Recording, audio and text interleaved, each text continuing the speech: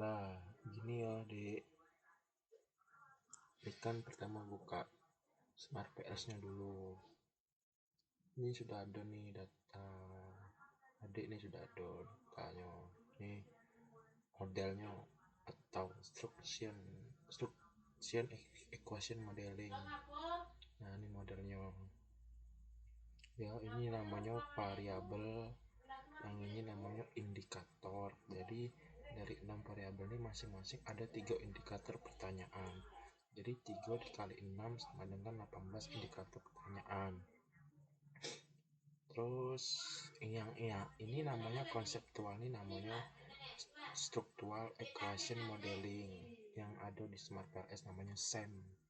Modelnya SEM, pakai SEM gitu. Terus tinggal ke ini calculate PLS. Ini PLS nih untuk uji Relia, R2, F2 sama validitas. Sedangkan buat strapping ini untuk uji hipotesis PLS.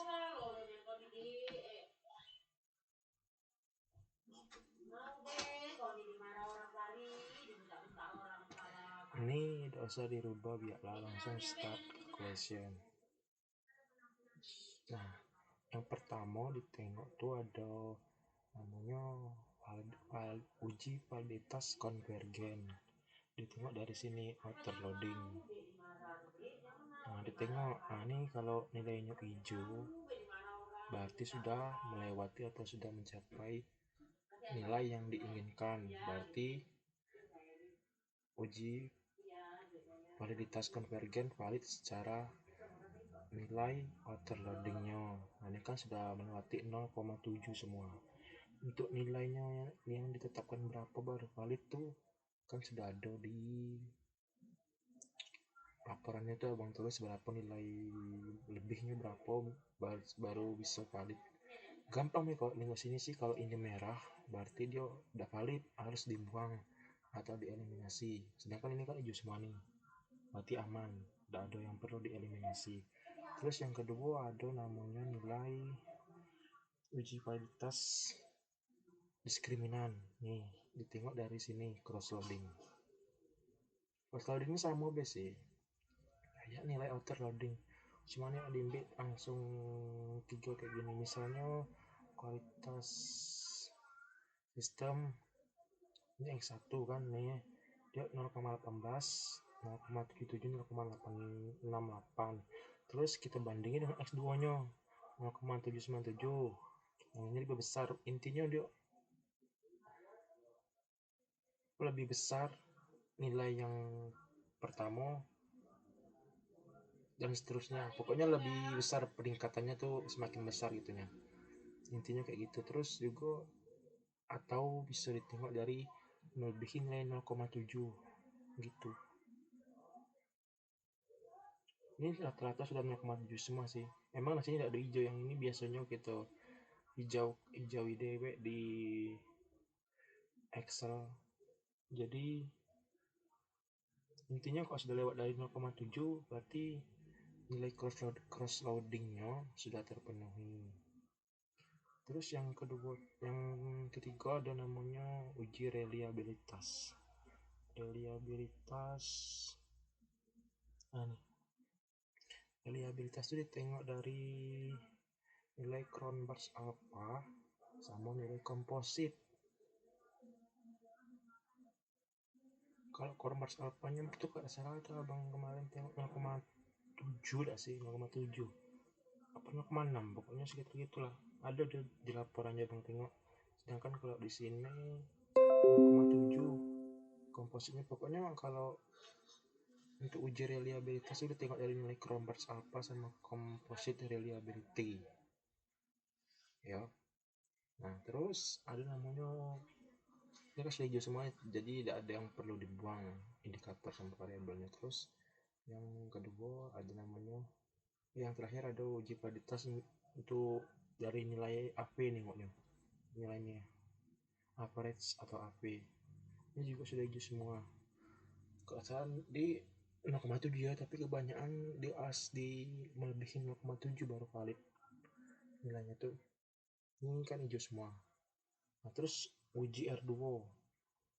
Nah, uji R2 ini untuk melihat pengaruh antara variabel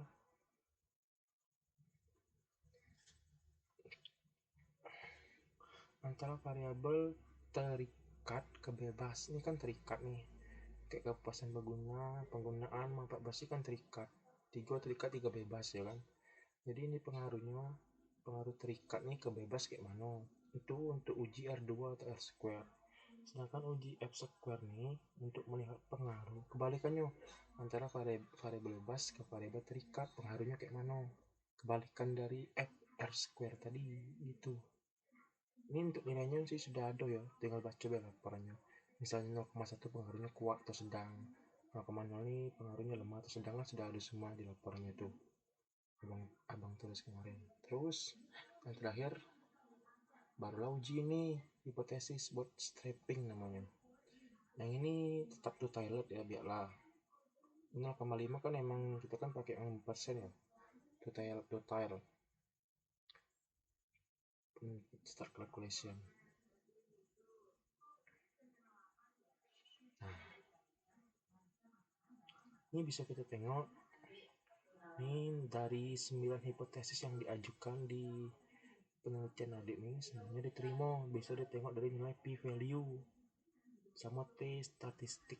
P value nya ini harus di bawah 0,0 baru dia diterima. Ini kan di bawah 0,0 semua nih, nah nanti dia diterima hijau semua nilainya. Terus kalau nengok dia pengaruhnya positif atau negatif, bisa ditengok dari nilai t statistik sama original sampel. Kalau di sini nilainya misalnya ini kan nilainya positif nih, 6470, berarti pengaruhnya positif. Sedang makanya positif misalnya nih, nah ini kepuasan pengguna ke manfaat bersih, kita tengok nilai t statistiknya sama original sampelnya kan positif nih, dan negatif, berarti pengaruh antara kepuasan pengguna sama manfaat bersih itu positif. Sedangkan kalau dia misalnya di sini negatif, berarti misalnya negatif 6470, berarti pengaruh kepuasan pengguna ke manfaat bersih itu negatif juga.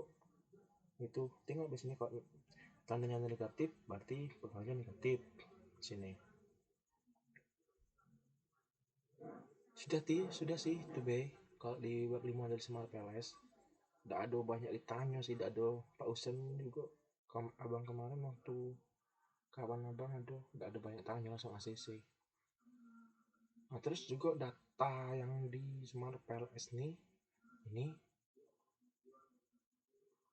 data ini nih dia harus bentuk CSV atau CSV yang koma delimiter kalau tidak salah, baru bisa masuk ke sini ke Smart PLS. Sedangkan kalau data Excel tahu yang kita masih tidak mau, kita harus diubah dulu ke CSV baru masuk ke sini baru bisa. Itu sih kelemahan dari Smart PLS, cuman harus diubah ke CSV dulu. Itu sih, cuman itu sih dek. Lagi kalau yang kurang PNB